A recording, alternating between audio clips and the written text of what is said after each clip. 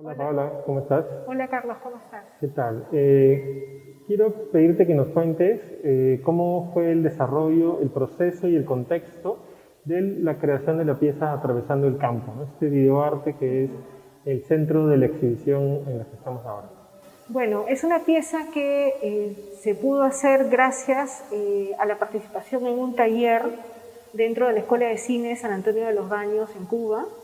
El taller estaba dirigido por el cineasta filipino Las Díaz. Y dentro de este taller la idea era producir algún tipo de trabajo audiovisual bajo la tutela del director filipino. Fuimos unas 15 personas de todo el mundo, en su mayoría éramos latinoamericanos, había gente de Europa, de España y de Italia, también había de Estados Unidos, pero la mayoría éramos de América Latina, ¿no? De México, Perú, Brasil, Argentina, ¿no? Etc. Y el taller duró 5 semanas y en ese lapso de tiempo, ¿no? Nosotros estuvimos en la escuela teniendo, vamos a decir así, viendo las películas de Las Díaz, hablando sobre cine, consumiendo mucho cine dentro de la escuela, ¿no? Viviendo en la escuela, que es un lugar muy especial, es un lugar además que en su creación habla mucho de la idea de la utopía, ¿no? Que la utopía se traslade ahí a ese espacio para que se convierta en un sitio para hacer cine en Latinoamérica, ¿no? Tiene, digamos, una justificación, su razón de ser va por ese camino, ¿no? Y estando allá durante la estancia, yo estuve preparando un trabajo audiovisual específico, que es uno que después aquí ha terminado no presentándose como un trabajo de video, sino más bien una serie de dibujos que pertenecen a la serie de Derivas, ¿no? Derivas 1 y Derivas 2. Y faltando un poco para que termine el taller, Las Díaz me comenta, ¿no? Que él puede ser, me dice, hagamos otro trabajo más porque todavía hay tiempo y si quieres yo hago lo que tú deseas y así como me lo dijo a mí, se lo dijo a los demás, ¿no? Entonces, algunos trabajaron con Lars y Lars fue su asistente de iluminación o el asistente de cámara, ¿no? Y en mi caso yo lo tomé como actor y también se dio el poema y la música que aparece en la película. Se filmó en un lapso muy corto, no fue más de 3 días, ¿no? Y estas escenas las hice después dialogar con otras escenas que yo había registrado durante la estancia también en la escuela. Había encontrado a unos campesinos que iban a la zona del campo de la escuela a pastar sus vacas, ¿no? Iban con sus caballos a pastar las vacas. Y me interesaba, cuando los vi me interesó hacer el registro de sus rutinas, ¿no? De esta vida en el campo, digamos, ¿no? Y me acuerdo que ahí conocí a Raidenis La Rosa y le consulté, ¿no? Si podía registrarlo, me dijo que perfecto, ¿no? Y bueno, con estos registros después ya hice un primer corte en Cuba, ¿no? Que fue como un corte muy primario, digamos, y ya después regresé a Lima la primera semana de junio, me parece, ¿no? Y empecé a trabajar ya la edición y a pulir todo este video que ha terminado como se está viendo acá en la muestra, ¿no? No sé qué más agregar, en realidad fue un trabajo complicado también porque ha pasado por el momento de la pandemia, ¿no? Hubo un momento en que no lo vi mucho, no es que lo había abandonado, pero lo dejé de ver por unos meses, luego lo volví a retomar y así lo he estado trabajando poco a poco, ¿no? Yo cuando hago un video me demoro mucho en la parte de postproducción, ¿no? Sobre todo en la edición. No lo acabo tan rápido, siempre dejo como que descanse, después de hacer un primer corte, después regreso a un segundo y recién al tercer, cuarto corte ya empieza a cuajar la cosa y ya es como que ya me aproximo a cómo debe quedar, cómo va a quedar ese final. Toda la serie pertenece a 2 películas específicas, ¿no? 2 películas clásicas del cine cubano de un director llamado Nicolás Guillén Landrián, que fue un director que fue controversial en los años 50, 60, ¿no? En Cuba, ¿no? Él trabajaba para el régimen, hacía cine de propaganda, ¿no? pero sus películas tuvieron lecturas bastante controversiales, ¿no? En la historia del cine cubano, de manera tal que fue censurado por el mismo régimen castrista. Lo que he hecho aquí, he tomado dos películas de Sofía Arábiga, que es la que pueden ver para el lado derecho, y esta Ociel del Toa. Son películas emblemáticas de Guillén Landrian. Lo que me interesaba de estas películas era la manera como él trabajaba con los textos, ¿no? Y lo que hice fue apropiarme de ciertos textos para poner, ¿no?, o armar una nueva manera, una nueva dinámica en donde las imágenes pudieran dialogar y ampliar un poco o jugar un poco con los significados de estos tiempos pasados en los que había sucedido, ¿no?, o cuando se proyectaban las películas. Hay dos personajes en el video, ¿no? Uno es Blas Díaz y el otro es Raideni La Rosa, que hablan, ¿no? ¿De qué nos hablan? ¿Y en qué se parecen sus parlamentos en el video? ¿Qué conexiones has encontrado? Bueno, Raideni La Rosa, el testimonio que hace Raideni La Rosa parte de tres preguntas que yo le planteo a él, ¿no? Para él, ¿qué significa el sueño? ¿No? Después le pregunté si me podía contar algún tipo de sueño que haya tenido, que ya sea algo como muy traumático o de repente algo que haya sido muy feliz, el sueño que él recuerda, ¿no? Y para él, ¿qué era la muerte? ¿No? Estas preguntas se derivaron, ¿no?, después de haber revisado, como comenté anteriormente, las películas de Nicolás Guillén Landrian que me hicieron ver en la escuela. Específicamente Ociel del Toa, porque Ociel del Toa, que es de 1965, ¿no? Esta película, 1956 me parece, me he equivocado, no me acuerdo bien ahorita el año. Pero en esta película lo interesante es cómo un campesino también, que trabaja en el río Toa, ¿no?, en Cuba, habla, ¿no?, de una serie de problemas sociales que hay en el contexto en el que se desenvuelve y trabaja este campesino joven, ¿no? Pero también hace una reflexión desde la muerte y la ensoñación. Y a partir de de estas preguntas que le hago a Raideni, ¿no?, luego de ahí esto se acopla con el poema de Blas Díaz, que él habla justamente de una separación, ¿no? Que implícitamente, literalmente no está hablando de la muerte, pero, ¿no?, implícitamente hay una conexión con la ruptura con algo, ¿no? Y luego la canción también de Alguien que huye, ¿no?, que está relacionada con Alguien que huye. Y estas me parecieron bien interesantes, estas dos personas con dos discursos que podían ser empalmados en el video y que tenían también una relación con la película cubana, ¿no? Yo estaba trabajando con una serie de registros de los carteles de los comercios que se encuentran en el centro de la ciudad de San Antonio de los Baños. Registros que hice en video, pero que finalmente nunca terminaron en una película.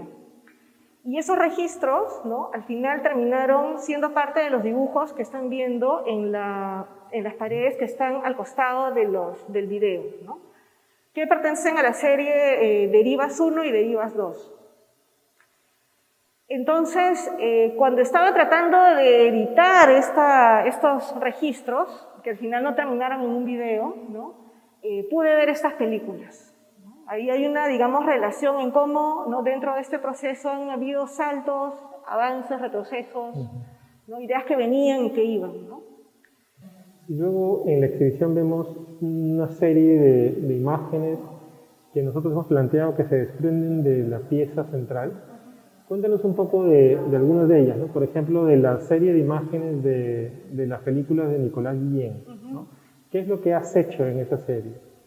Bueno, en esa serie es lo que hice después de revisar estas películas, ¿no?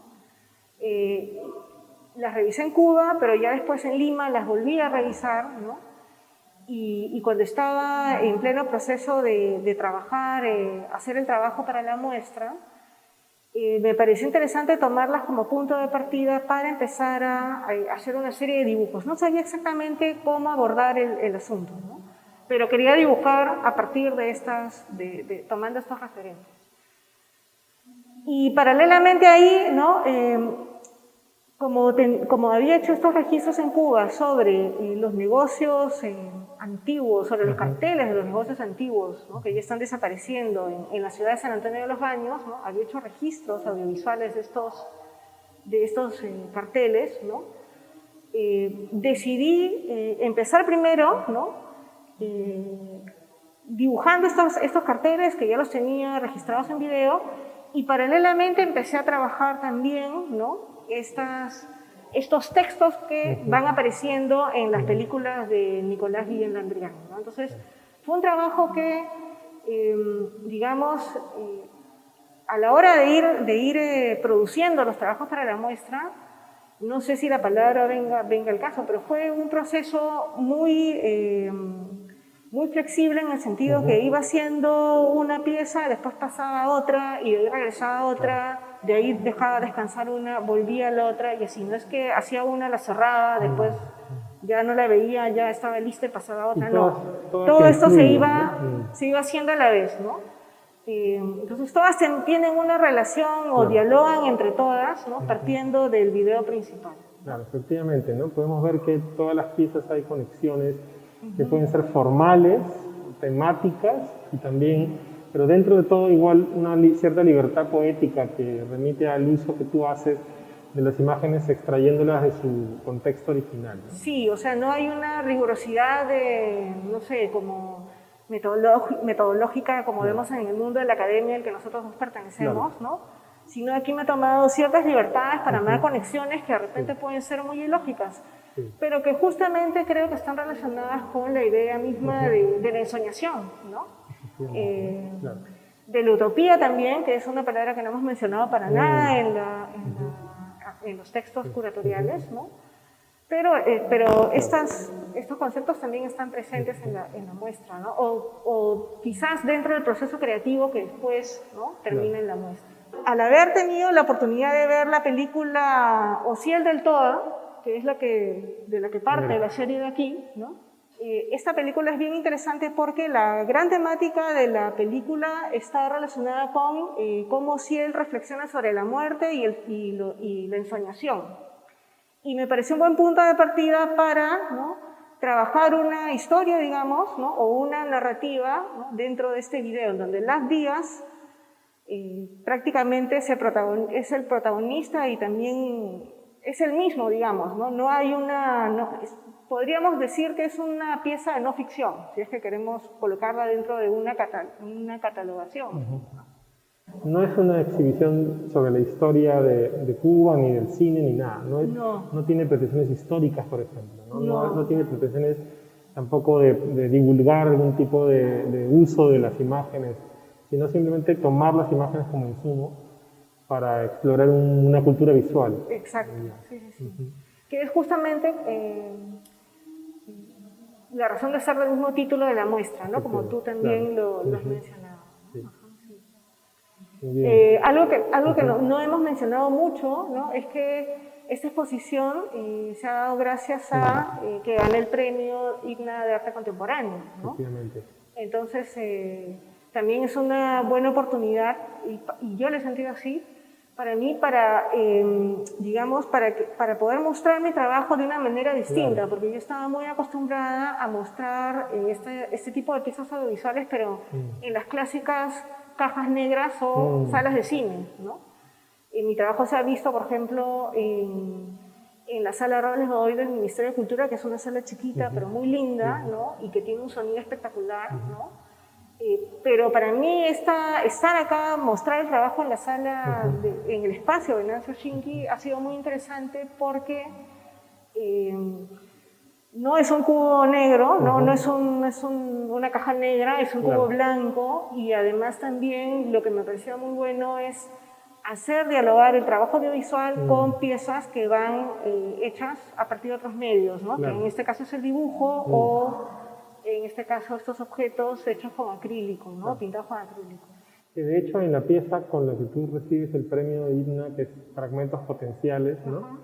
Ya ahí se puede ver este uso tuyo de la imagen observacional y el texto también, el diálogo con la imagen. Entonces también esta exhibición, un poco, yo la pienso como una forma de ver la expansión posible de un artista del videoarte como eres tú usualmente hacia otros medios, ¿no? Sí. Sin necesariamente salir del interés por las imágenes de video y del cine. Y ya cuando estuve en Lima, me encontré con un archivo digital que me pareció súper interesante, que está colgado de manera pública en internet, ¿no? Que es el archivo virtual de la Biblioteca Nacional del Perú. Y ahí os han colgado una serie de películas, pero películas bien interesantes porque son los pequeños pedazos, ¿no? Son películas muy cortas que son los famosos noticiarios, ¿no? Que se pasaban antes de cada película comercial. Lo que me parecía súper interesante de estas piezas que están ahí colgadas en internet es la manera como se representa la sociedad peruana y limeña, ¿no? En las décadas de los 40 y 50, ¿no? Y cierra con, vamos a decir así, con toda esta gran deriva, ¿no? En donde lo que hice fue también apropiarme, ¿no? de los diseños, de los logotipos de los cines, ¿no? También de los años 60, 50, que pertenecen a la ciudad, bueno, están entre Lima, Perú, La Habana, Cuba y Manila, Filipinas, ¿no? Entonces me parecía interesante colocar estos diseños, pero que además reflejan un estilo internacional que por momentos termina siendo un gran lenguaje internacional que homogeniza, digamos, la manera de cómo entender el diseño también, ¿no? Y el cartelismo, obviamente, ¿no? Claro. Y estas piezas que has trabajado, muchas de ellas has hecho en este contexto de pandemia. Sí. No sé si te animas, así como para cerrar, a hacer alguna conexión entre la experiencia de producir una exhibición en un contexto como este y el resultado final de las piezas. ¿Hay algún vínculo que podrías hacer? Mira, es bien raro porque no sé si puedo decir si la pandemia cambió la manera de hacer las piezas. Y esto debido a que esto es algo que creo que viene desde mi formación en la universidad, ¿no? Cuando uno está en los últimos años de estudios, tiene un taller personal. En mi caso, cuando yo estudié grabado, tenía un taller personal, ¿no? Y la idea era un poco aislarse de todo, o sea, era prácticamente hacer cuarentena, ¿no? Y esa era la única manera, ¿no? Según el fundador de la facultad, de poder concentrarte realmente y producir arte. Después de eso no ibas a tener otra oportunidad así en la vida, ¿no? Y efectivamente, quizás esta pandemia para mí ha sido un poco como regresar a esta metodología, digamos, ¿no? Claro. De, bueno, hemos estado encerrados para la fuerza, digamos, ¿no? Pero eso me sirvió para poder concentrarme y producir las obras con esta manera metodológica, digamos. Claro. Pero si ha influido en mí ya el mismo contexto de la pandemia mira, quizás inconscientemente podría ser, pero no estoy segura porque igual el tema de la muerte, de la separación, ya estaba desde antes, y bueno, lo de la pandemia ha coincidido, pero digamos mi exposición no va tampoco por ese camino de reflexión sobre la pandemia específicamente. Sí. Muchas gracias, Paola. De nada.